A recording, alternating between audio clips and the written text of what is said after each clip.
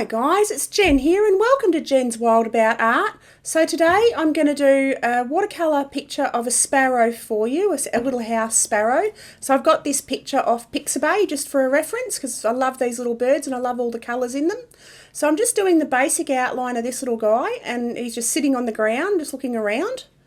So I just draw, they've got a little mask on their face, so I'm just doing that in around his eyes now. And they've got a black part on the nape of their neck. So I'm just doing the outlines of where all the colours are going to go, and I'm going to roughly draw the wing feathers in.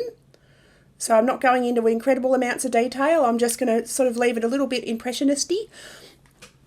So now I'm running a wash of water over the whole background, and I'm going in with a little bit of Hooker's green and just letting that run through the wet paper. So you wet watercolour on a wet background and it runs beautifully. So now I'm going in, I've mixed a little bit of sap green with the Hooker's green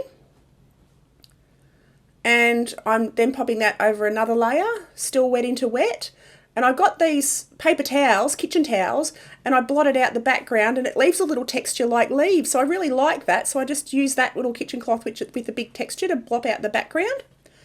Then I'm doing underneath the little sparrow and I'm using a little bit of sap green and a little bit of warm sepia, and I've used that for the shadow colour. So then I just take that all around. So now I'm just wetting the chest of the little sparrow because it's quite a light colour. It's sort of white and a mixture of grey. So I've made up a cobalt blue burnt umber mix for the grey and just wet the paper and it's just run all down, and just leave that alone now. And same for the top of his head. I've popped a little bit of transparent sienna in the eye as the base, and now I'm going back and starting to build up the colours on this little sparrow. So I've done his little beak in yellow ochre, and I'll go over that in a few layers. And then I'll go back in and wet. I've waited for it to dry now. I'm wetting the wings and I'm dropping in some transparent sienna and just really thin wash, wet in wet. And then I slowly build that up. So as the water dries a little bit, I go back over the top again with another coat of transparent sienna. And then I add a little bit of burnt sienna.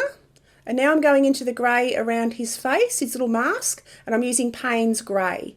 And I'm just dropping that in wet too and leaving it a little bit textured. So I pop a little bit of yellow on his chest in his little feathers to reflect the grass. And now, as again, a bit more burnt sienna onto the feathers just to define them a little bit more. Then my burnt umber cobalt blue mix of grey just for the tips of the feathers and around some of the bits on his tail and around his wings just to create little feather texture. Then I just add a few little lines around his beak to look like feathers.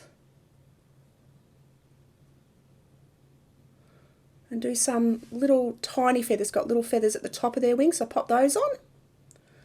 A little bit of gouache on his beak because I lost a little bit of the highlight on his beak. And I just do that, a few layers, light layers of gouache onto the top of his beak. A little bit on the trim of his wings. Now fill his legs in. And I've used a little bit of raw sienna there and a little bit of gouache just to soften it.